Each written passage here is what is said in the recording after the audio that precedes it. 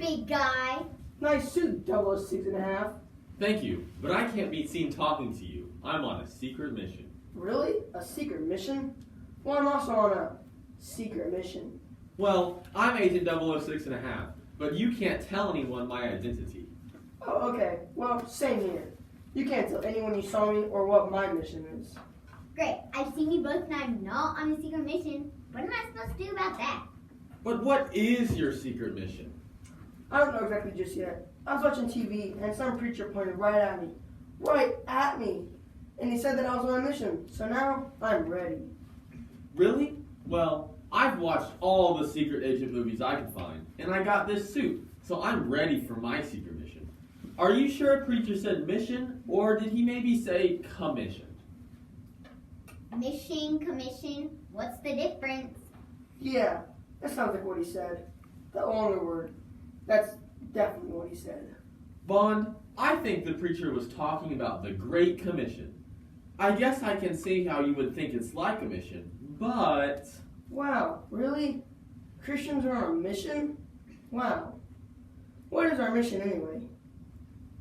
Ooh, this is all so very exciting.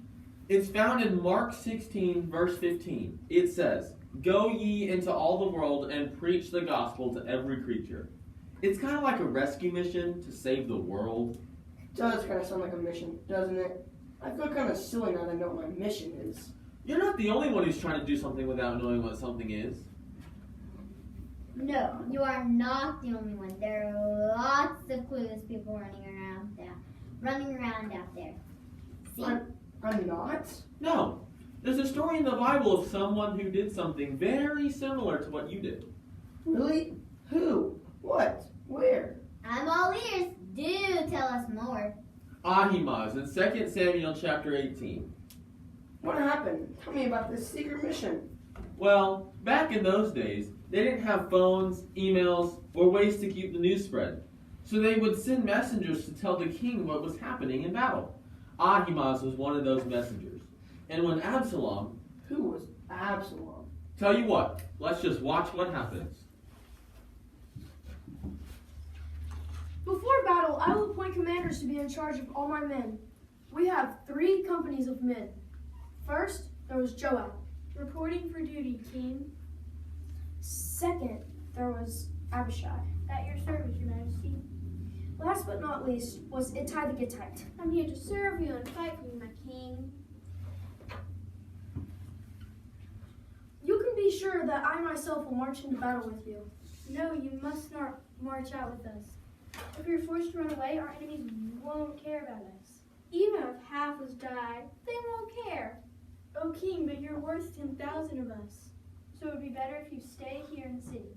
You can send us help if we need it. I'll do what you think is best. So King David stood outside the city gate, watching companies of thousands march out.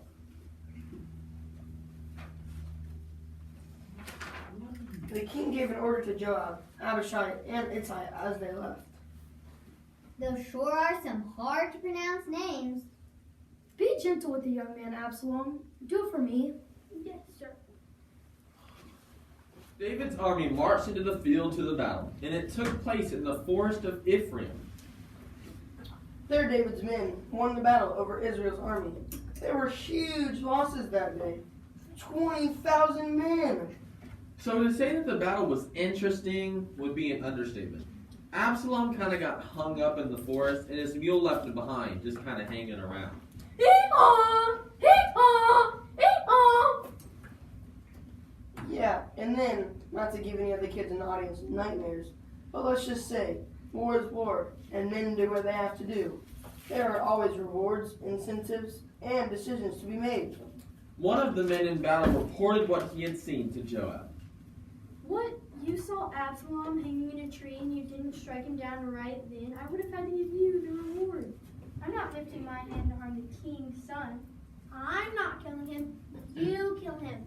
I specifically heard King David tell us to take it easy on him. I quote, I'm not wasting any more time on you. Give me 3 javelins.